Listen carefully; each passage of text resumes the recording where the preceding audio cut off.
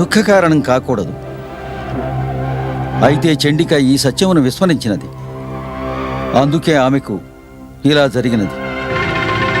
ఇందులో నా దోషమేమీ లేదు, నా వరదోషము లేదు అసురరాజా. చతురుడవు నీవు, కపటులేమి సమస్త దేవతలంతా, అందరికంటే మహాకపటి మీ యొక్క విష్ణు. గతంలో మీరంతా మోసం చేసి అమృతం తాగారు. లేకుంటే ఈ క్షణంలోనే ఈ స్థానంలోనే మీ అందరికీ చిరచ్ఛేదన చేసి ఉండేవాణ్ణి. సేనాపతి అశ్వమిత్ర,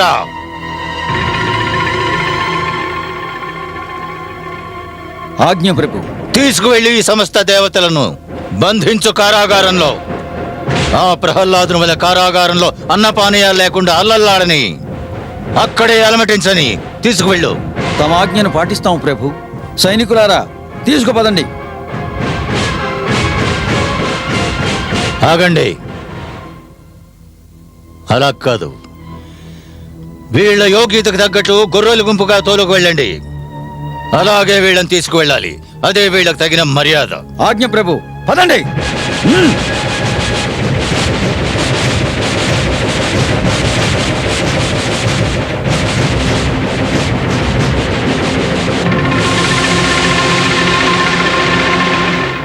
దుష్ట ప్రహ్లాదుడు నీ మాతృమూర్తి, నాకు ప్రియమైన నా జీవన సహచరిని చండికను హత్య చేశాడు.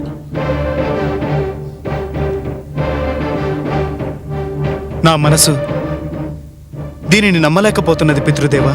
ఏ వాని పట్ల వ్యామోహంతో నీ కనులు మంటల్లో మాడిపోతున్న నీ మాతను చూడలేకపోయినవా? చూశాను పితృదేవా, చూశాను. ఆమె గతంలో కూడా అగ్నిలో ప్రవేశించినది. కానీ తమరు చెప్పారు అగ్ని ఆమెకు ఎలాంటి హాని కలిగించలేదని. కానీ ఈ పర్యాయం అగ్నిదేవుని వరప్రభావం విఫలమైనదెందుకు పితృదేవా? ఎందుకంటే ఈ పర్యాయము ఆమె ఒక్కతియే కాదు, ప్రహ్లాదుడు ఉన్నాడు.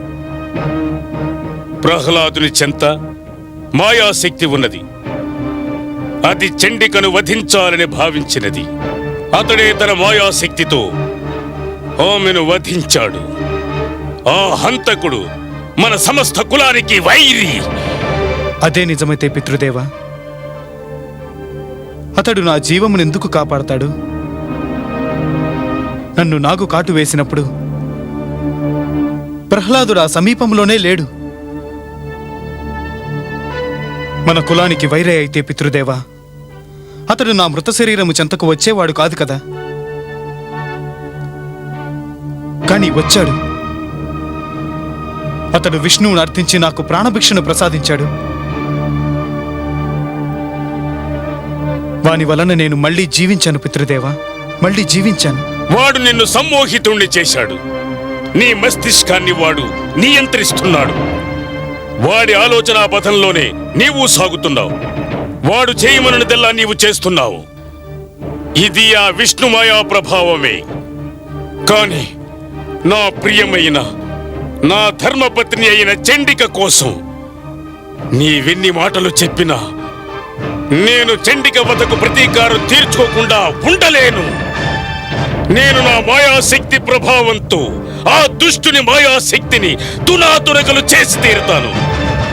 ఆ మూర్ఖుడికి తెలియదు కామరూప నరేంద్రుడు విప్రజిత్తుడు ఎవరో ఏమిటో అనేది. పితృదేవా! నారాయణ నారాయణ. స్వాగతం మహర్షి, సుస్వాగతం. నేడు మేము జ్ఞాపకం వచ్చామేమిటి? తమ స్మరణే నా జీవనము యొక్క ఉద్దేశము. అదే నా సర్వస్వము. నా జీవనమే అది లక్ష్మీనారాయణ. నా కర్తవ్యమే అది కదా. తమ స్మరణ, తమ ధ్యానము. సెలవియండి. ఏ సమాచారం తీసుకొచ్చారు? సృష్టిలో ఏ భేదమైనా, ఎవరి సమాచారమైనా, ఏ రహస్యమైనా తమ నుండి దాచగలమా దేవా? ఒక సందేహం నా మనసులో కలిగి దానికి సమాధానం తెలుసుకోవాలని తమ వద్దకు వచ్చాను ప్రభు. మరి ప్రశ్నించండి. హే లక్ష్మీనారాయణ, తమరు మాయా స్వరూపులు, మాయ యొక్క భాండాగారము, మాయను రచించిన వారు. కానీ ఈ విప్రచిత్తుడు ఏ మాయాశక్తి గురించి మాట్లాడుతున్నాడు? ఒకవేళ అతడేమైనా నవమాయాశక్తిని ఆవిష్కరిస్తున్నాడా? లేదు దేవర్షి, విప్రచిత్తుడు యోగి కాడే శక్తిని ఆవిష్కరించడానికి. అతడు కేవలం ఒక భిక్షుకుడు, యాచకుడు. ఏదైనా శక్తి ఉంటే అది అర్థించినదో తస్కరించినదో అయి ఉంటుంది. దేవర్షి, ఏ ప్రకారంగా ఒక వ్యక్తి ఔదార్యంతో లభించిన ధనాన్ని తన సంపదగా భావిస్తే బహుశీఘ్రమే బికారిగా మారుతాడో, అదే ప్రకారంగా ఏ వ్యక్తి అయినా అర్థించిన శక్తిని తన శక్తిగా చాటుకుంటే అతి శీఘ్రమే శక్తిహీనుడిగా మారుతాడు. అతన్నే చూడని ఆ శక్తి సత్తా ఏమిటో, క్షణకాలం ఆనందం పొందని ఆ శక్తితో ఆ అల్పుడికేమి తెలుసు? తనకు ఆ శక్తి ఎక్కడి నుండి లభించిందో అది ఒక మహాశక్తి భాండారం అని. నేను విప్రచిత్తుడి క్షణికానందమునకు భంగము కలిగించదలుచుకోలేదు. చూడలా ఆ మూర్ఖుడు ఎంత సంతోషంగా ఉన్నాడు.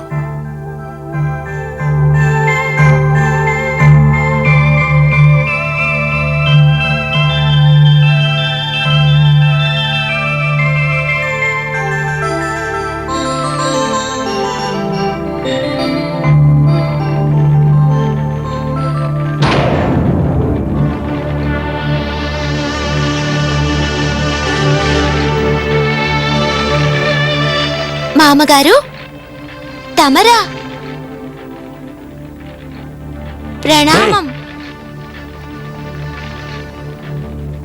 నాకు అత్తగారి మృతి బహు దుఃఖం కలిగిస్తున్నది. నేను తమ వద్దకు పరామర్శించడానికి రావాలనుకున్నాను, కానీ... దుష్టుడా, నీవు నన్ను కపటంతో వంచాలనుకున్నావు. కానీ నేను నీకెలాంటి మృత్యువును చూపుతానంటే నీవు ఏనాడు ఊహించి ఉండవు. ఆ విష్ణువు నిన్ను అగ్నిలో దహించకుండా రక్షించాడు. కానీ చూస్తాను జల సమాధి చేస్తే ఎలా రక్షిస్తాడు. హ!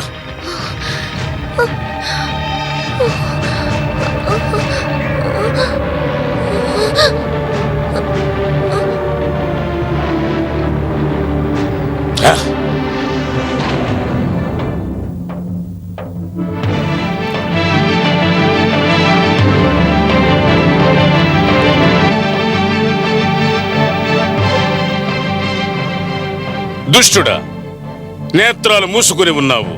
నీవు నా ప్రకోపం నుండి రక్షింపబడలేవు. వెళ్ళు, మునిగి మరణించు సాగర గర్భంలో. సాధించాను. నేను నా చెంటిక వతకు ప్రతీకారమును సాధించాను. ఈ ధూర్తుడు సాగర గర్భము నుండి ఇక ఎన్నటికీ తిరిగి రాలేడు. ఈ సాగర జలమే వీనికి సమాధి కడుతుంది.